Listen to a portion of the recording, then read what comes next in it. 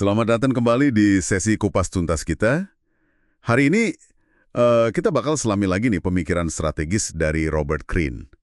Materinya kan banyak banget ya, dari perang kuno sampai manuver psikologis modern. Betul sekali. Sumber ini memang kayak contoh sejarah. Nah, misi kita kali ini kita coba saring ya, ambil intisarinya yang paling relevan buat Anda pakai sehari-hari. Sehari-hari. Maksudnya gimana tuh? Ya, buat navigasi persaingan, entah itu di kantor, pas negosiasi, atau situasi kompetitif lainnya lah. Fokusnya nanti ke pentingnya paham diri sendiri, pahami lawan, dan terutama kekuatan pendekatan yang nggak langsung gitu. Oke, menarik. Mari kita mulai dari fondasi paling dasar ya, pikiran kita sendiri. Greene kan menekankan banget tuh pentingnya jaga ketenangan, ya kan? Di tengah kekacauan. Itu strategi 3, counterbalance. Iya, benar? Contoh klasiknya kan Master T yang ngadepin samurai itu. Gimana sih ketenangan sesimpel itu bisa jadi senjata? Kok bisa? Nah, intinya itu kita cari titik fokus di dalam diri, pas dunia luar lagi, ya gitu deh, bergejolak. Master Teh itu kan fokusnya ke ritual teh yang dia kuasai banget, bukan ke ancaman samurainya. Oke. Jadi dia mengalihkan fokus ya? Betul. Itu menstabilkan pikirannya, bikin dia kelihatan gak goyah sama sekali. Dan ketenangan kayak gini tuh seringkali nular dan bisa melucuti agresi lawan loh. Bahkan kalau sempat kehilangan keseimbangan sesaat, kayak kata Patton, itu justru bisa jadi pelajaran kalau kita sadar dan bisa balik fokus lagi. Masuk akal.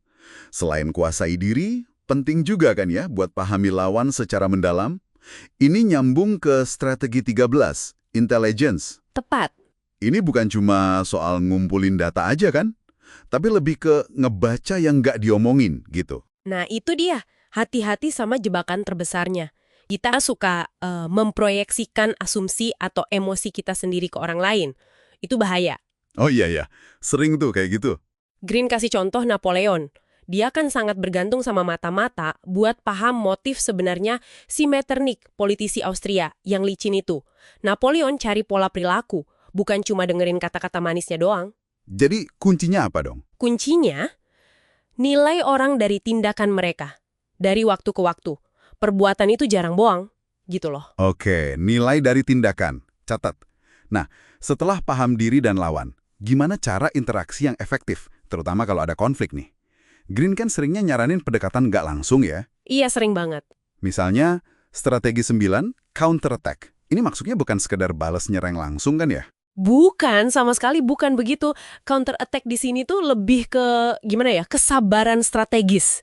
Kita biarin aja lawan yang agresif maju duluan. Biarin aja. Iya, biarin mereka abisin energi. Dan seringkali mereka malah buka kelemahan mereka sendiri pas lagi nyerang itu. FDR, Presiden Roosevelt, itu ahli banget soal ini. Dia biarin lawan politiknya nyerang habis-habisan dulu. Terus? Terus dia balesnya pas momentumnya pas. Telak. Ini mirip prinsip jujitsu, ya kan? Kita pakai kekuatan lawan buat jatuhin dia.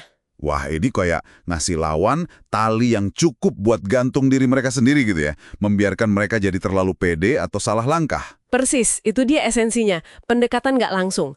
Ini nyambung banget sama strategi 20, ripening for the sickle. Mematangkan situasi, gitu. Mematangkan situasi. Maksudnya gimana tuh? Jadi kita pelan-pelan manipulasi kondisi sampai lawan itu masuk ke posisi di mana semua pilihan dia jadi serba salah. Semuanya buruk buat dia. Kita nggak nyerang langsung, tapi kita ciptain dilema yang nggak bisa dia hindari. Cerdik juga ya. T.E. Lawrence pakai taktik ini tuh di padang pasir. Dia bikin pasukan Turki bingung, terisolasi, baru deh dihajar. Oke. Kita geser dikit ke aspek psikologis yang lebih kelihatan ya. Gimana cara kita ngebentuk persepsi lawan? Strategi 10, deterrence atau pencegahan, ini kayaknya main di area ini nih. Betul. Jadi bukan soal kekuatan nyata kita, tapi kesan kuat kita. Iya, bener banget. John Boyd di Pentagon itu sengaja bangun reputasi sebagai orang yang ya agak eksentrik, susah ditebak, gila gitu deh. Biar apa? Biar orang segan nantang dia langsung. Oh. Kadang-kadang ketidakpastian soal gimana kita bakal bereaksi itu bisa jadi pencegah yang lebih ampuh daripada ancaman terang-terangan. Intinya ngendaliin narasi di kepala lawan. Bahkan tanpa kekerasan pun bisa jadi strategi psikologis kuat ya. Kayak strategi 27, contohnya Gandhi lawan Inggris itu gimana? Nah, Gandhi itu pinter banget. Dia paham citra diri Inggris sebagai bangsa yang beradab, adil, ya kan? Iya, mereka kan bangga dengan itu. Makanya, dengan protes damai, Gandhi ciptain dilema moral buat Inggris. Kalau mereka pakai kekerasan ke demonstran damai, citra beradab mereka ancur di mata dunia. Wah, kena banget itu ya. Iya, ini nyerangnya ke fondasi moral lawan, bukan fisiknya. Strategi brilian yang manfaatin psikologi sama citra publik lawan. Jadi, intinya tuh bukan cuma soal apa yang kita lakuin, tapi gimana tindakan kita itu ngebentuk persepsi dan maksa lawan bereaksi dengan cara yang malah merugikan diri mereka sendiri ya. Tepat sekali. Semua strategi ini, mau yang fokusnya ke ketenangan diri, pahami lawan, pakai pendekatan nggak langsung, atau main di ranah psikologis, tujuannya ya satu, kasih Anda kendali lebih besar atas dinamika situasi. Dan mengenali taktik ini pas orang lain pakai ke kita juga penting ya. Oh, penting banget. Itu udah jadi bentuk pertahanan diri yang kuat. Ini benar-benar buka mata sih. Kalau strategi perang itu pelajarannya banyak banget buat kehidupan sehari-hari. Intinya bukan jadi manipulatif ya, tapi lebih cerdas aja gitu. Lebih sadar pas ngadepin konflik atau persaingan. Kuncinya yaitu berpikir beberapa langkah ke depan, kelola emosi kita, dan respon situasi secara rasional. Jangan cuma reaktif doang. Pemahaman ini bisa bikin Anda lebih efektif lah navigasi dunia yang kompleks ini. Oke, nah sebagai penutup nih, ada pemikiran buat Anda bawa pulang.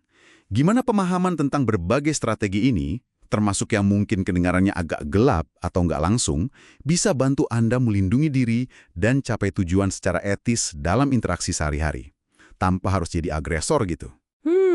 Pertanyaan bagus. Gimana Anda bisa menerapkan ketajaman berpikir strategis ini dalam hidup Anda? Coba direnungkan. Terima kasih banyak sudah menyimak kupas tuntas kita kali ini. Sampai jumpa di penjelajahan berikutnya ya.